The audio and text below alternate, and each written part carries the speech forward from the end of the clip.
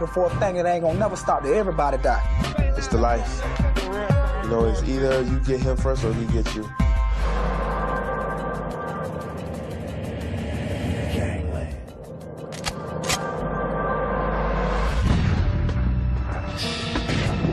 Palm Beach, Florida. A lush seaside community in the shadows of Miami, where supersized mansions and upscale boutiques are shaded by majestic royal palms. It's the city of the rich, so they say, but everybody on the other side of the island of Palm Beach is trying to get rich. Less than 2 miles from this tropical paradise is West Palm Beach, a city isolated from that impenetrable wall of wealth. It's a bridge, actually, that go up. They really don't want us there, they'll just put up the bridge. With nearly 100,000 residents and an estimated 160 gangs, West Palm Beach is a dangerous killing zone. We in the hood, man. Y'all downtown West Nam. We call it West Nam, man, cause all the gunplay that be going on around here. You know what I'm saying? Anybody can get it at any time. The violence plaguing this small community is a product of proximity. A mere 70 miles south lies the Port of Miami, the one-time nerve center of Scarface Nation. At the height of Miami's drug war, 85% of the nation's cocaine was smuggled into the country through this major U.S. city. Palm Beach County is one of the first stops north on the notorious I-95 highway, a lucrative drug corridor.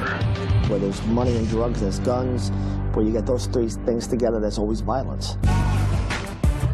One of Palm Beach County's most dangerous criminal outfits is a hardcore street gang known as Top 6. It's Top 6, my represent, damn dog. You know how we do it. Whose Haitian roots give them a deadly swagger. And don't mess with them Haitian boys, man. You better watch out, boy. Them boys deep. They have no fear. I don't know if that's from the Haitian mentality. They have no fear of the police, no fear of dying. It's really about where they come from. They don't really take no bull. Top 6 are 21st century gangsters, billing themselves as a rap group and record label. The gang says it's influenced by artists like 50 Cent and Master P. Their music's message and their fan base are deeply rooted in Haitian pride.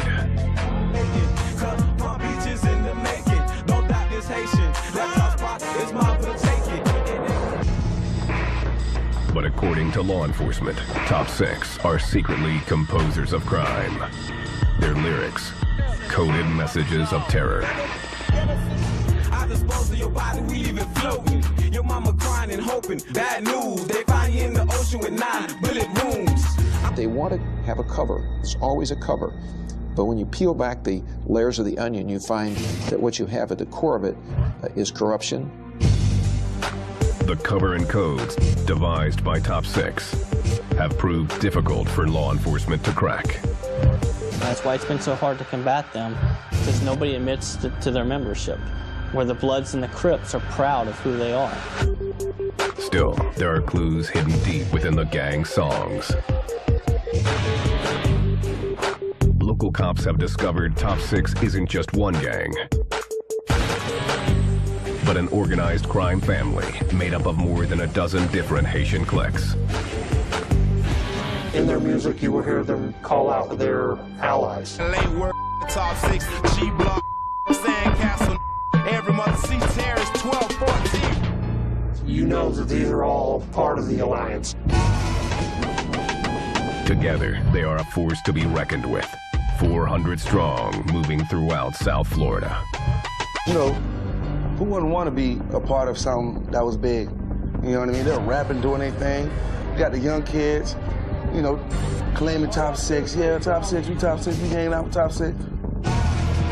26-year-old Ghost joined the Top 6 Alliance in high school, clicking up with a subset of the gang called the Down South Boys.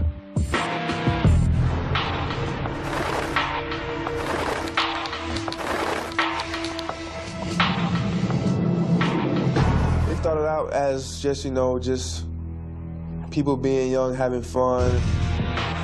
Though Ghost was born in the U.S., his mother was an immigrant. One of more than 55,000 boat people who fled Haiti in the 1970s.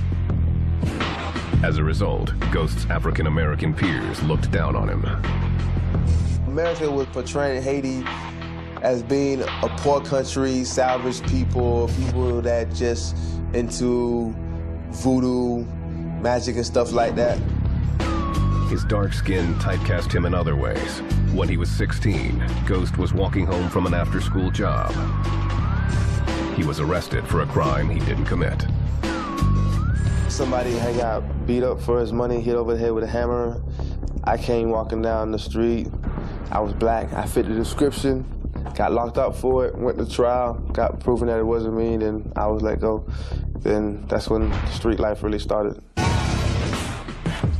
Ghost dropped out of school in the 10th grade. He turned to the streets and to Top 6. If something going down with one of us, we're not just going to just sit there and let it happen. We all going to have each other back and help each other through. You know, they was fighting so much for their respect. Ghost wasn't the only one drawn by the gang's message of Haitian unity. 25-year-old Darius Martin, a.k.a. Deadly, is a rapper who credits Top 6 with his success. They did my video, you know what I'm saying? They did a lot of other music, business stuff with me. So I represent for them, you know what I'm saying, in the entertainment way. Deadly is glad to be on the right side of Top 6. Those who aren't pay the price. Like, you being on the wrong block, you can get your ass whacked. Or you just being on the wrong street, or you walking while these was riding 4 deep in the car. It just happened to be the other day. Top 6 relies on a group of enforcers to protect its turf. A 6-square-mile community within West Palm Beach, known as Lake Worth. Lake Worth, baby. If anyone tries to infringe on their territory, they shoot to kill. There's really no such thing about like a second chance, or if you have a problem with somebody and you see them right there, man, it's either you do them right now or you lose the opportunity of ever catching them again. If their goal was to kill you and they missed, they were gonna come back. And it wasn't, I'm gonna come up and I'm gonna shoot at you with a .22. I'm gonna come, I'm gonna bring some of my friends, we're gonna light you up. In Lake Worth, even the most notorious gangs fear the brutality of this homegrown terror. We talked to Latin King gang members. We spoke to Blood and Crip gang members, Gangster Disciples. We spoke to them, we talked about Top 6. And like, those boys are crazy. Palm Beach County top mother 6, that's real. Their powerful arsenal and trigger-happy reputation has even made some cops reluctant to work the gang unit. We'd be at one shooting scene, and you could hear shots being fired at another location in the city while we were already out there. Yeah, what you want? Again, what you want? Assault rifles, handguns. It's all out here. AK-47s, SKs, 223s, M16s, 9mm, Desert Eagles, Glocks, 4.5s, 38s, 22s, 32s. What you want? Extensions, all that shit. 100-round drums, 100-round clips, all that shit. It's out here. It's out here. And Top 6 isn't afraid to use any of it. At their height, the gang had racked up 150 shootings and had 14 homicides to their name. But one brazen crime would push authorities to a breaking point and set off a war to take down the gang.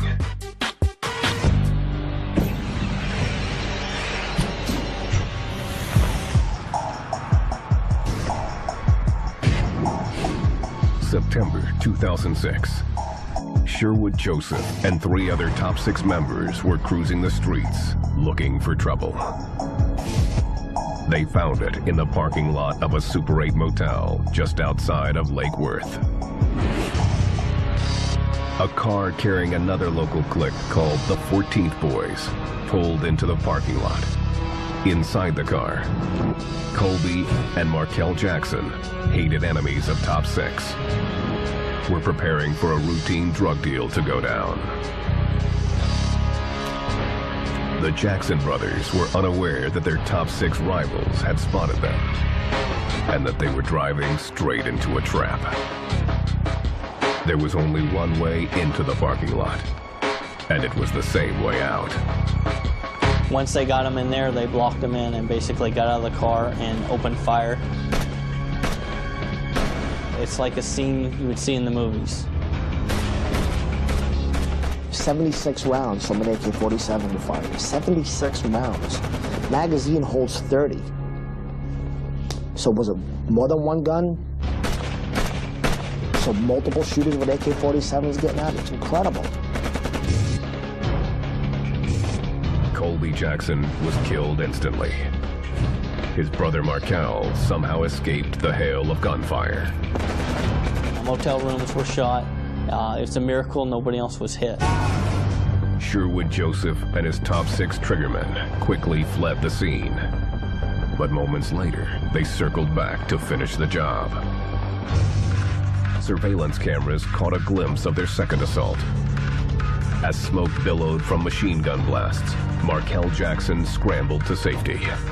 The gunmen walk over to one of the individuals and shoot him while he's down on the sidewalk. Markel Jackson somehow survived, but the merciless shootings shocked Lake Worth authorities. All bets were off between Top 6 and the 14th Boys, and blood was about to run in the streets. I think this was the last straw. Once this happened, we knew that everything was going to break loose.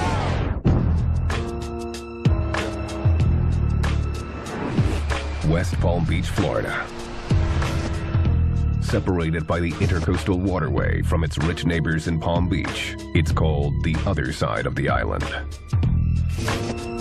A city plagued with pockets of poverty and the deadly gunplay of a homegrown Haitian gang known as Top 6.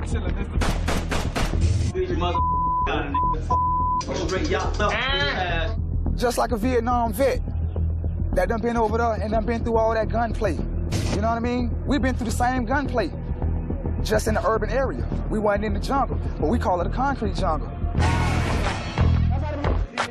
The gang started in 1999 with 6 aspiring Haitian rap artists at Lake Worth High School.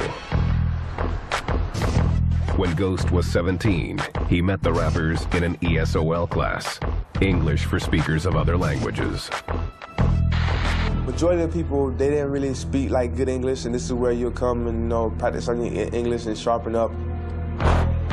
Yet there was no communication gap when it came to rap music. The Haitians spent countless hours practicing after school. Some decided to call themselves Top 6 for one simple reason. There was only 6 of them, so they just went with the top at the number represented how many people was in the group at the time. But Top 6 wasn't the only Haitian gang to form at Lake Worth High School. Other crews vied for dominance in the hallways and on the street. At first it was just for fun and games, then after a while it became serious.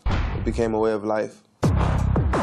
You would have one clique rolling around Lake Worth. If they saw one lone member of the other clique on the street, they would basically jump out, beat him up, strip him of his clothes, and leave him naked in the street. And that was kind of like the little game they played with each other. But to Top 6, it was child's play. They lusted for the big time. And to get there, they needed just one thing: money. In the late 90s, thousands of illegal immigrants from Cuba and Haiti worked in West Palm Beach as day laborers, trying to cash in on the American dream. Most of them don't have a green card where they could get a bank account and put their money in the bank, so they usually carry their whole paycheck with them. To Top 6, they were simply walking ATMs. It's literally like you know, sharks following a school of fish, and they go after him. But the gang's need for green didn't stop there. West Palm Beach had long been a hotspot for drugs, channeled up from Miami. Though law enforcement had cleaned out most of the dope dealers decades earlier, it was now a wide open market, and Top 6 stepped in to fill the void. They were connected to people who were moving multi-kilos. They were the vehicle or the tool for these major drug trafficking organizations to get the product on the street. The gang's supply was funneled in by their Miami-based brothers, a violent Haitian gang known as Zopound. As Top 6's drug empire grew, so did their numbers. By 2001, they had an estimated 200 members, and even more fans. They being heard and people were liking them more and coming flocking to them more. At the same time, they are actually, you know, moving keys. So that's another reason to really get to know them. With money and music as the lure, Top 6 was becoming a de facto role model for Haitians in West Palm Beach. Every Haitian crew now pledged allegiance to the gang. If you're Haitian, you know what I'm saying, that's what you wanted to be. Some people broke off and did their own things, but you wanted to be in the Top 6 rap group, you know what I'm saying? They was fighting at every club that they went to and screaming out Top 6. They was making a name for themselves.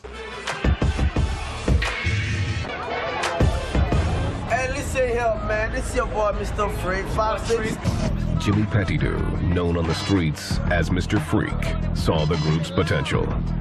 Top 6 all day. And crackers don't like it? F them crackers. Top 6 all day. Mr. Freak Production, Top 6 all mother day. The half-brother of one of the original members, Mr. Freak produced the gang's first music video as part of a college project. My soldier died thumping in the battlefield. Deep most inside, I just cry. In 2003, Top 6 released their first album, titled Tearing Up the House. It was an eerie premonition of what was to come. Everybody was just showing it off. And I was like, wow, to do an album, come out in plastic. I mean, for me growing up, and that was my dream to do one of those, that was the biggest thing. 9-6 straight right, chill out with your dog Ray Low. The group's fame soared when they were broadcast on a pirate radio show run by local disc jockey Ray Hartley, a.k.a. Raylo. What's up? They were the biggest thing. They were the only thing representing for the Haitians at that time. There was people that probably weren't even Haitian claiming Top 6. Everybody was just jumping on the bandwagon, trying to come up off the little Top 6 fame and run with it. But Top 6 didn't want to be just studio gangsters. As their music careers took off, so did their criminal empire. Either you're rapping about what you're really living or you're fake. If you're not living that life, then you ain't supposed to be rapping about it. You're just a studio gangster, you fake. So they wanted to be real. Their gangbanging was real. But by 2004, their kingdom began to show some cracks.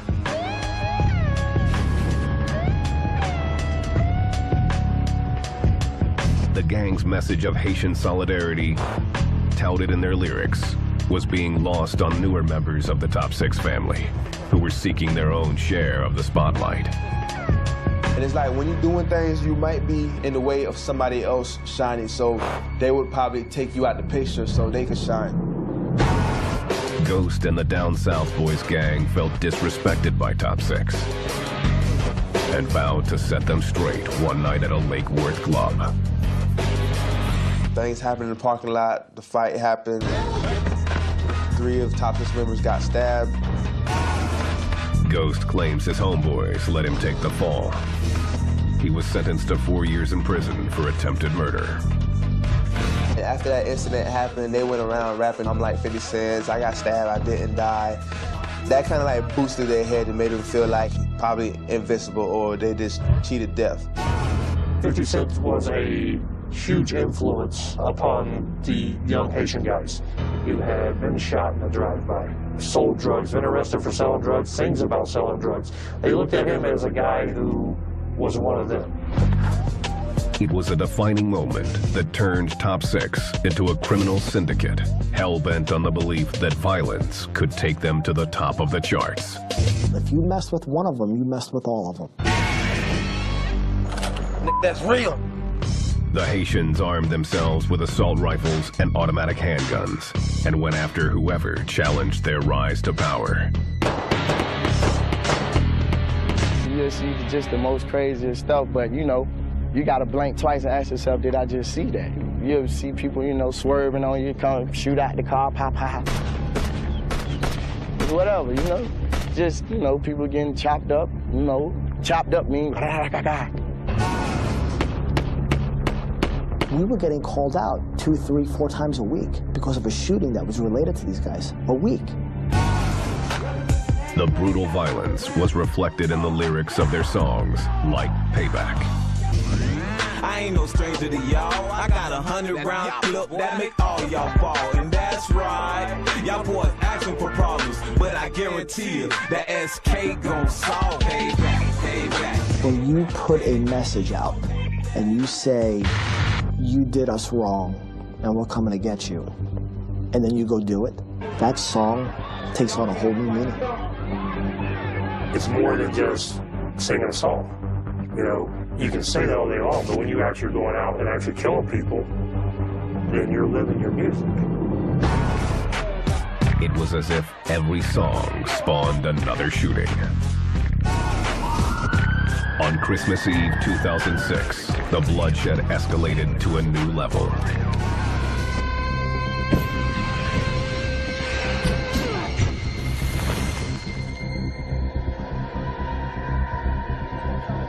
In a brazen attack in broad daylight, a Top 6 member opened fire inside the Boynton Beach Mall. The gunman unloaded 6 shots at close range, killing a rival gang member. Now, you're talking about 2:30 in the afternoon, Christmas Eve, in a crowded mall, about 30 yards away from the kids' playground area. Police responding to the scene were caught in the hail of gunfire. Some of our officers hear the shots fired. They go towards the scene. He actually fires rounds through them all, our officers.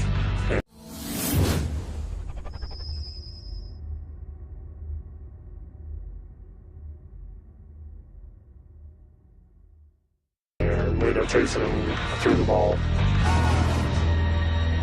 Once that happened, people stepped up and said, wow, this could happen anywhere.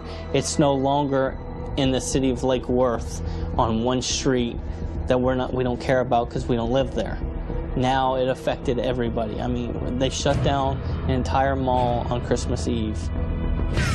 Top 6 was out of control, and Palm Beach County was paying the price.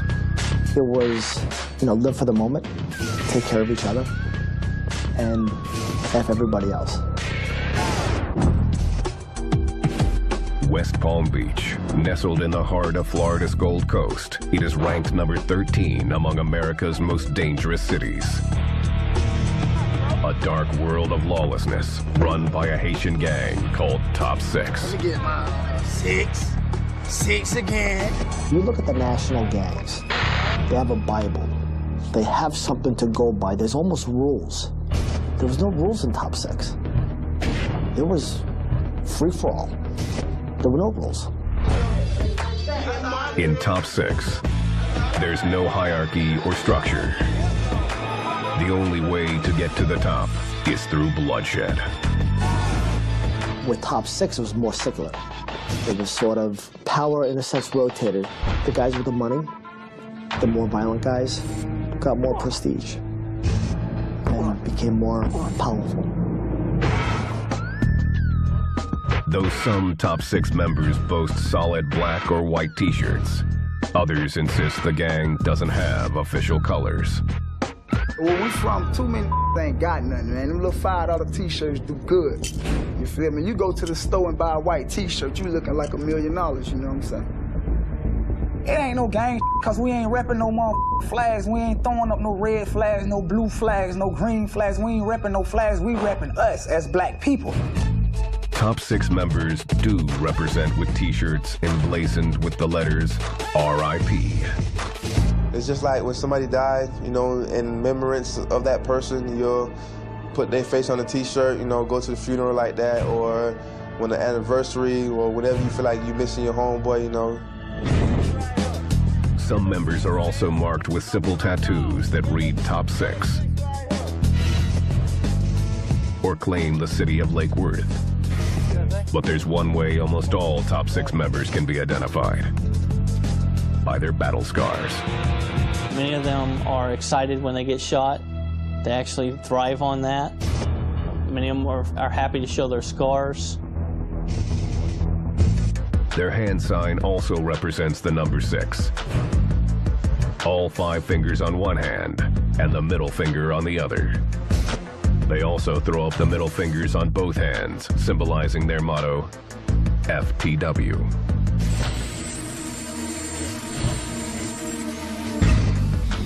Unlike many street gangs, Top 6 finds it unnecessary to tag its turf. Their reputation was so strong on the street as far as being extremely violent. Basically have any type of hesitation to shoot you, that they didn't have to mark territory. Graffiti is like the newspaper of the street. Well, the newspaper of the street for Top 6 members is the music. You know, that's how they get the message out. According to authorities, Top 6 uses its CDs as recruitment tools and often gives away copies for free. The gang recruits members from the same place it formed: high school. Membership requires little more than loyalty. Pretty much, there's no jump in. There's basically guys who are respected for being able to handle their business on the street, guys who are loyal, who back them up in the club. Anyone who joins Top 6 gains instant recognition. You really want to get close to the people who have connections, because it's all about coming up. Being a made man, you have to like know the right people who have connections so you can get their connections so you could like making the kind of money that they making. Once inside the gang, there are 3 ways to prove oneself: distributing drugs, making music, Call me the hit man because I was seeking destruct. pulling the trigger. It's either do or die. They living, you know what I'm saying, they in the streets. That same philosophy applies to the gang's most important rule, the G code.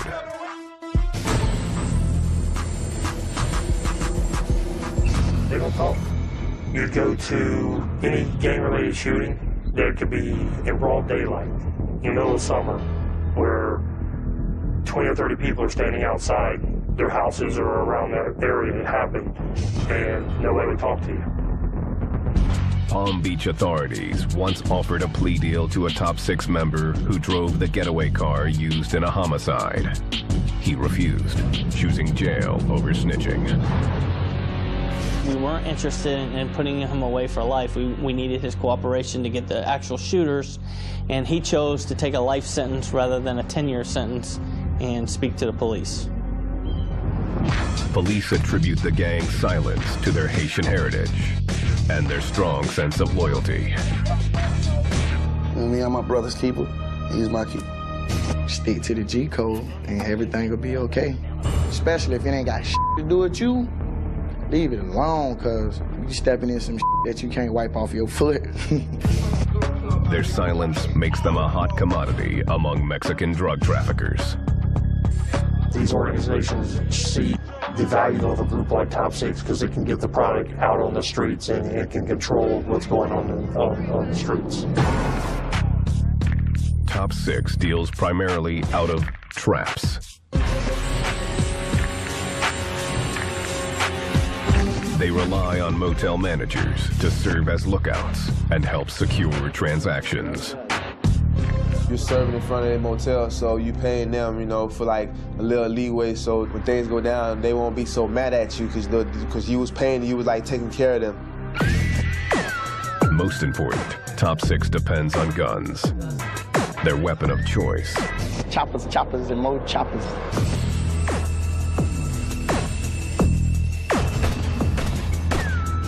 The person holding a gun in their hand just gives them the sense of that, you know, like they could play God. You know, they could judge if a person should live or die. Most of their guns are acquired through home robberies and car thefts. Top 6 has even been brazen enough to steal from police vehicles. They are also active at gun shows, where they make straw purchases. Very often what will happen is a citizen, upstanding citizen with no criminal record will go and buy weapons, whether they be handguns or military assault style weapons, and then essentially sell it to a gang member who will pay top dollar for it. With rivals on every corner, firepower is a means of survival. You out there doing what you're doing, you got to be on your because a bitch catch you slipping, they gonna bust your head and bust whoever head with you. And that's how it go down. For Top 6, death can come at any time, for any reason. Fighting over females, fighting over money, fighting over territories, fighting because of he say, she say. Just small, petty stuff. That is crazy, man. You didn't know what was gonna happen. March 27th, 2007. Lake Worth, Florida. 6 months earlier, Top 6 member Sherwood Joseph and 3 of his cronies pumped 76 rounds off an AK-47 into a car parked at a Super 8 motel. Colby Jackson, a hated rival of Top 6, was killed instantly. Now, the victim's gang, the 14th Boys, sought to settle the score with more blood.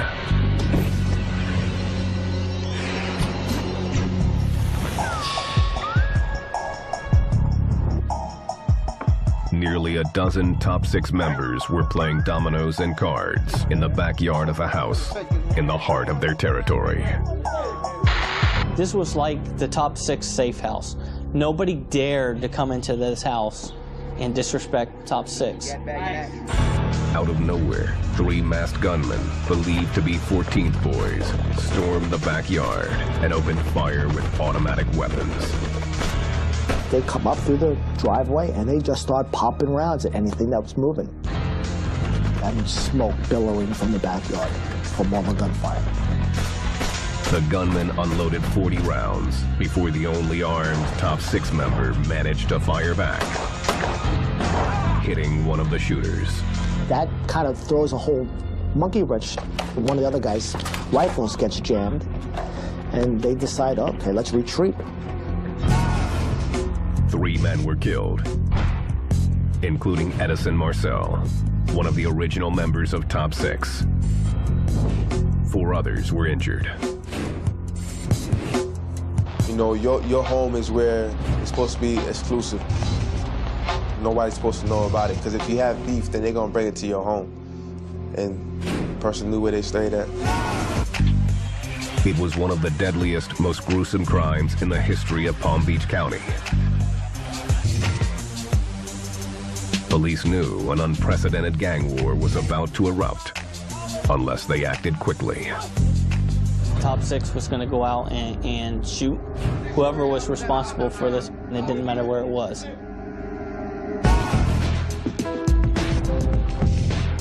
In the span of 2.5 years, authorities had already worked nearly 150 shootings and 14 homicides.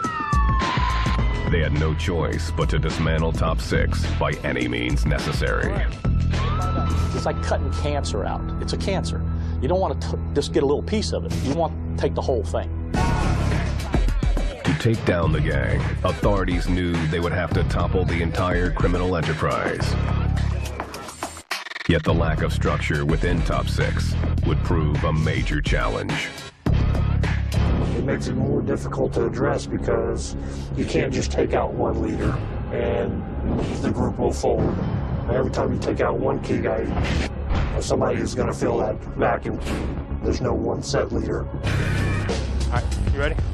To carry out the mission, the Sheriff's Office joined forces with 12 other agencies, including the FBI, the ATF, and the U.S. Marshals. Under the RICO Act, they mounted an organized crime case against Top 6, tying the gang to 92 crimes dating back to 2002. You know, you have members who done did some serious crimes and who had some serious charges. So by putting everything together and just doing the RICO Act, that's the best way to take them down. It's like a guilty by association. If we can't stick you with this, then we gonna stick you together as a group. Top 6, baby. Around Lake Worth, we got that go through vents. The RICO indictment challenged Top 6 on their #1 rule, the G Code. Once you can get a group of gang members to snitch on each other and violate their #1 rule, the gang will implode, and then you'll be able to dismantle that gang so that it no longer exists. If they are not going to cooperate with law enforcement and snitch, then we have no choice but to take them to trial and to seek the maximum sentence.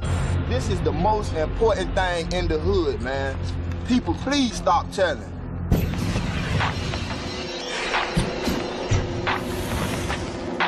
In June 2008, law enforcement decapitated the top tier of Top 6. 12 alleged leaders were arrested on numerous charges, including attempted murder, robbery, and cocaine distribution.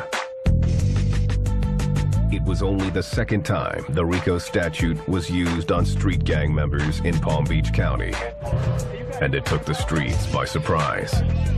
I know the that they doing, it bring in the feds and make the feds hit you with the RICO, with all this gang. Come on, man, if I had money like they say we had money, we'll be living better than what we living. Cause I don't know nobody that got millions of dollars and still walk around like he broke. In the end, prosecutors hoped to introduce as evidence a crucial ingredient that propelled Top 6's rise to power: its music.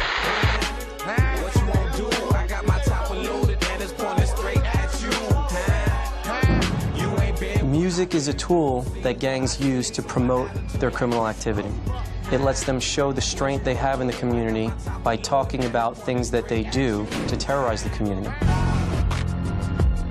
But their strategy would only work if gang members were willing to go against their unbreakable code of silence.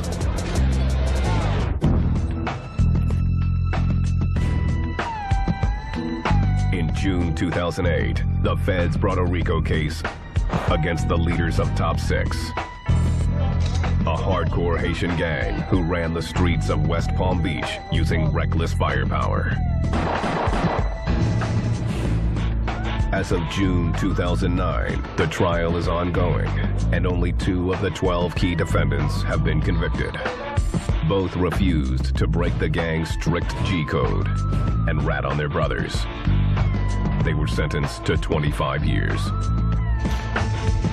I don't see that unity breaking. I just see that unity getting stronger. They tell you the truth.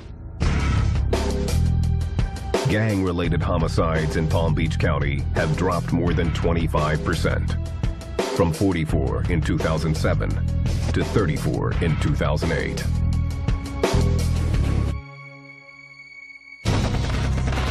Since the 2007 murder of Top 6 original member Edison Marcel and the sweeping RICO indictments that followed, the gang has unraveled into disarray.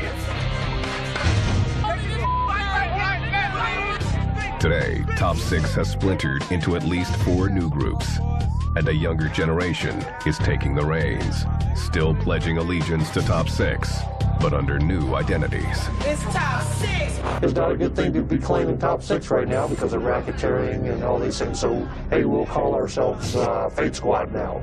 Or we'll call ourselves this, or we'll call ourselves that.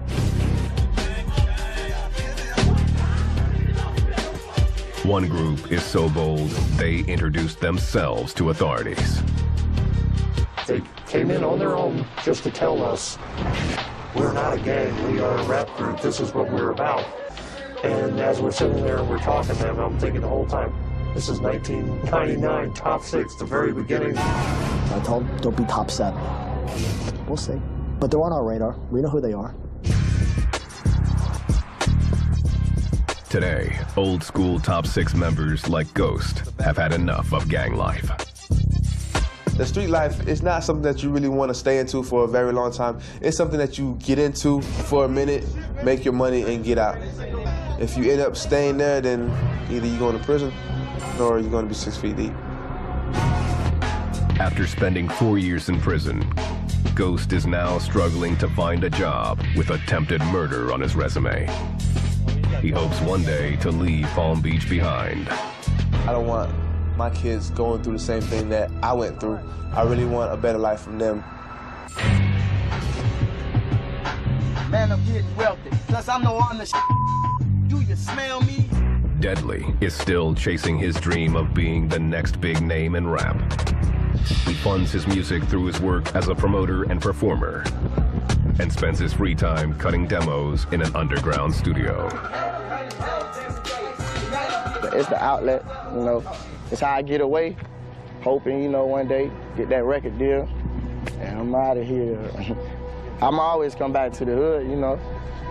Love the hood, you know, but the whole thing is to get out the hood, you know. Why you worry about this? Flies around me, I'm the At the same time, he admits that the RICO case against Top 6 has left him reluctant to fully express himself in his lyrics. I go harder than the bitch. You can't even rap what you really want to say because you're scared of what you say gonna get you indicted or something. We doing this rap, man, and we hoping that get us where we need to be, because the other that we was doing at that thug life in the streets, I mean, it gets you halfway where you want to be, but as soon as you feel like you where you want to be, you get up. This come bust your head, or the people come get you. And man, that's what it is. So I'm hoping the bitch don't bust my head, and I'm definitely hoping that the people don't come get me. Authorities say their greatest concern is that the violence on the streets will continue to drive the music. The song is reflective of the culture, always has been. And you can take that all the way back from rhythm and blues to rock and roll, soul, up to hip hop. I don't know that it's anything more than a memorialization of what's happening in our neighborhoods. For those living on the front lines like Deadly, violence and music have always gone hand in hand. America used to go to war with different countries. What they used to have? Drums. They was going trat, trat, trat. Music been here just like violence been here. It's not rap. It's just violence is nature.